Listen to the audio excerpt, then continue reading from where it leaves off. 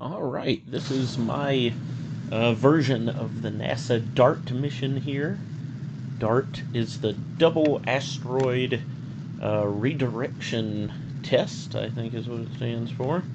And it's a really cool mission they got planned to Leroy Jenkins' little space probe into an asteroid. So that is what we're doing right here. I've got no mods on except for the one adding the Didymus asteroid pack onto this, and it reminds me of Sir Didymus from the movie Labyrinth, but it's actually Greek for twin, like Thomas the Apostle was called Didymus because he was a twin apparently. And so this is a asteroid that is a double. It's a twin. It's got a little moonlet that goes around it, and that's what we're going to be crashing into. So what I've got here, this is my version of the Falcon 9. It is actually more of a Falcon 1 because it's only got the one engine on the bottom. But that's what I had to do. I'm working with stock stuff here in KSP, so I had to go with the single engine. I couldn't really crowd 9 other ones down there, but this works pretty good. So I've got it set up. It's doing its initial first stage burn. We're now going to separate, and we're actually going to go over to a little split screen in just a second because our first stage is going to go land back at the Space Center there. And so our second stage is going to continue on into orbit. That's what we're hoping for, at least. And once we get up there, I'll have a little park in orbit. I'll get things ready, and it'll actually be a long wait because it's about a year in game before we have a good chance to actually do an encounter, and I'll leave orbit then. So I could have, waited in game, but yeah, I wasn't going to do that. So we got our second stage going up here. First stage is about to begin its landing. And it should work out where right around the time it's landing at the Space Center there, ought to have the second stage getting its insertion burn done and getting into a nice little parking orbit. So I tried to make things as close as I could to the actual spacecraft. Like I said, I had to cheat a little bit with the Falcon 9/Falcon 1 here. And so I just did the single engine. I tried to make it about true to size for Kerbal. Everything in Kerbal's space program is scaled down a tad. So this is actually, I think it's about relative to what it would be for Kerbals themselves. By the way, I got some music I added in here. This is courtesy of Hunter Bouchette, who is a student of mine, and he does some music on the side. So I want to thank him for letting me borrow this here, and there is a link to his channel in the description here, so if you could go check out his music, that would be awesome. But yeah, they're planning on doing this mission in real life, and it's basically a way to see if just through kinetic energy alone can they change the course of an asteroid, and we're doing the same thing on the game here. Now I think in real life what they're aiming for when they crash the probe into the tiny little moonlet of that asteroid is, I think they're aiming for about a 2 millimeter per second delta V change, which on Kerbal Space Program here is actually not even a measurable amount. The smallest we can do is around 0.1 meters per second, so we wouldn't even be able to measure that. But the good news is the add-on here, the mod, actually will calculate any change for us at the end. Alright, we're coming pretty close to our first stage landing here. I wanted to do the picture-in-picture since when SpaceX does their stuff, they always do something very similar here.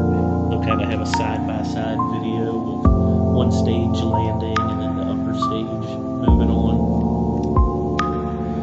Also, I'm sorry about, it's a little bit of a potato video here, but I had to kind of record it in low quality because I'm a little limited on what my computer can handle, and trying to record and run the game and everything else, it just was not wanting to do that. So got the quality a little lower, but that's okay. We're in glorious 480p. And here comes the landing.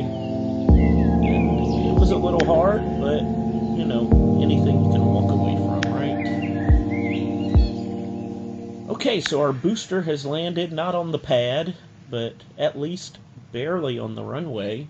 And, you know, Elon crashed a few of these things before he ever landed one, so I don't feel too bad.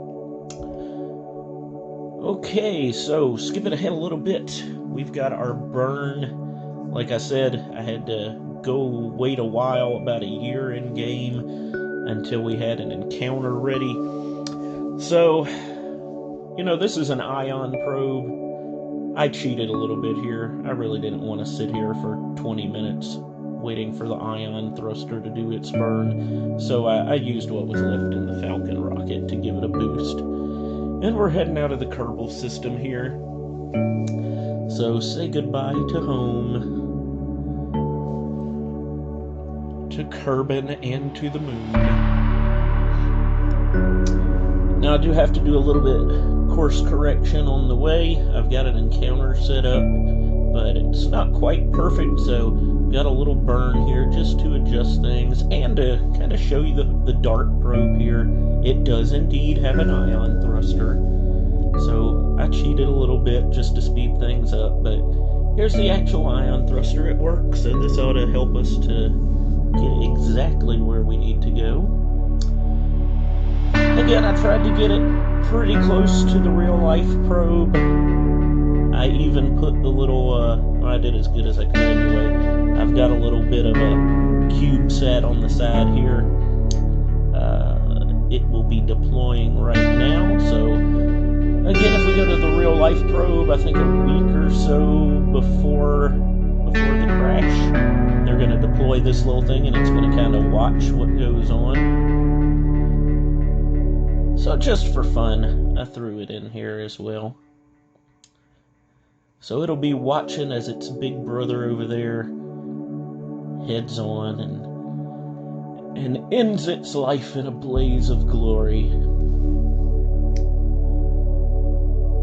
Alright, I did have to skip ahead in game some as well, as after the burn away from Kerbin. It was a good year or so before you got the encounter here, so skipped ahead and we're coming up on the asteroids now. Now the plan is I'm gonna fly right by the big one, and its little moonlet is just to the left of it, behind it there, and we should barely miss the big one and crash into it. So if anybody from NASA is listening to this, please let the last thing this probe does be to transmit Leroy Jenkins, because it would just be great. So here we go, coming in, and boom! Alright, we have an impact and SMA, I'm guessing it is semi-major axis. We do have a slight change there, and our eccentricity as well, looks like. So, successful mission. Maybe we got that 2 millimeters per second in delta V change, I hope so. But this was fun. Thank you for putting the challenge up for us. I'm glad I could do it and record it here, so I hope y'all enjoy this video. Like I said, for the music, make sure you check out Hunter. I got a link to his page on the description there, so go check him out as well. And y'all have a good one.